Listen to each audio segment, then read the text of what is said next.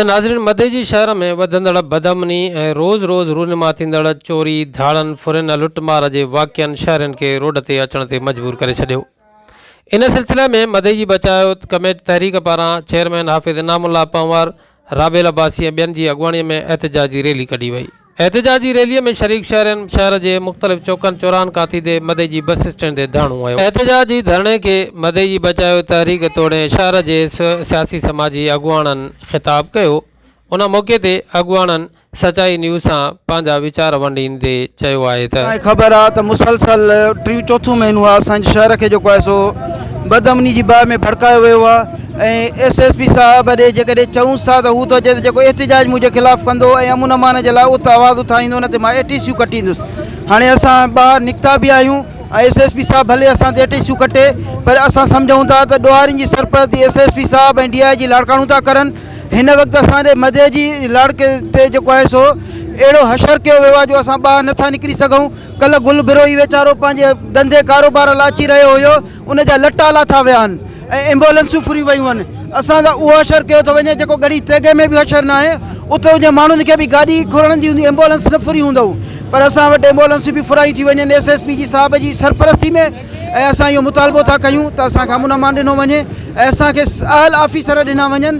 SHO जे तब्दील थियण सां असांजो को बि तालुक़ु कोन्हे को। असां इहो था चाहियूं त हीअ SSP साहब रुगो गड़ी तेगे जे वणनि जी वाढीअ जा पैसा कमाए थो।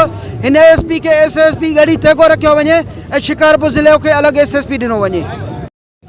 सुठो अमल आहे, शहरी बचाव तहरीक वारनि अमल आहे, इहो ॾाढो सुठो आहे। इहे जाॻिया आहिनि, असां शहरी त कोन था जाॻूं, पर असांखे बि पंहिंजे वसि जेकी ॻाल्हि पुॼे थी उहो कल्ह असांजी DIG साहब वटि मीटिंग हुई मुखियुनि जी। लाड़काणा मुखी हुयो, नौंदो नायब मुखी हुयो ऐं रतोदरो मुखी साहब हुयो, मधेजी मुखी साहब हुयो। सिर्फ़ु हिन अमन अमान जे बारे में हे लुटियूं फुरियूं मां DIG साहब खे ॿुधायो त असांजे रोज़ 4-5 वारदातियूं आहिनि।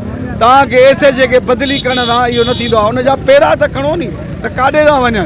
पेरा कोई खणे कोन थो, तव्हां सॼो चओ था त असां तेगाने लॻा पियूं। सो महिरबानी करे रियासत जो कमु आहे, असांखे अमन अमान ॾियो। असां पंहिंजे सरदारनि खे चऊं था, पंहिंजे MPA MNA खे चऊं था, शहरयार खान मलिक साहब खे अर्ज़ु था कयूं, आगा साहब खे अर्ज़ु था कयूं, पंहिंजे सरदारनि खे अर्ज़ु था कयूं, हथ ॿधी रिक्वेस्ट था कयूं त साईं असांखे अमन करायो। हिते माण्हू कोन्हे, गड़ियासिन जहिड़ी हालत थी आहे, को ग्राहक कोन्हे। तव्हां अची ॾिसो असांजी हालत, त शहर ख़ाली लॻो पियो आहे। न ॾींहं जो रोड ते था घुमी सघूं, न राति जो रोड ते घुमी था सघूं। जो मधेजी बचाओ तहरीक वारनि शहर खे गॾु कयो आहे ऐं शहर हिननि जो मुकमल साथ ॾिनो आहे ऐं सिचुएशन बि अहिड़ी थी वई आहे शहर जी त हालात तव्हां ॾिसो था रोज़ जे बुनियादनि ते न ॾींहं जो का ठापुर आहे, न राति जो त 8-8 टोला निकिरनि था, जेके माना हितां शहर मां चोरियूं करे धाड़ा हणी ऐं निकिरी था वञनि। ऐं इहे जेके बि आहिनि इंतिज़ामिया जे लाइ सवालिया निशान आहे त जॾहिं तव्हांखे ख़बर आहे त पेरा हिन तरफ़ विया आहिनि त तव्हां उन्हनि ते एक्शन छाजे करे नथा खणो? तव्हांखे कंहिंजी माना दबाव आहे जो तव्हां एक्शन नथा खणो अमन अमान कराइण जे लाइ। SSP साहब हिन वक़्तु जॾहिं बि असां जांच कयूं था त उहे चवनि था गड़ी तेगो ऐं हिन साइड वियल आहे।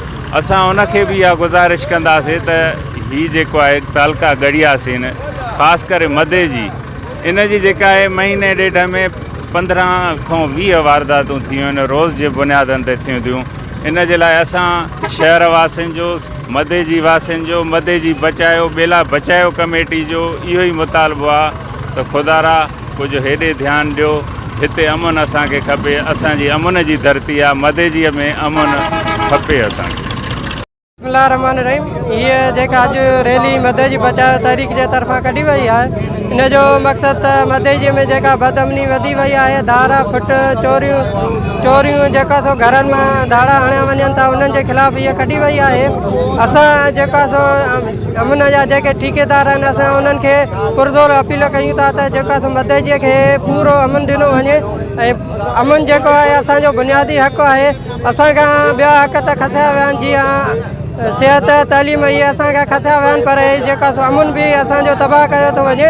सो असीं इन्हनि खे पुरज़ोर अपील कयूं था त जेका सो असांखे हिन मधेजी शहर में ऐं आस पास पूरे खां पूरो अमन ॾिनो वञे।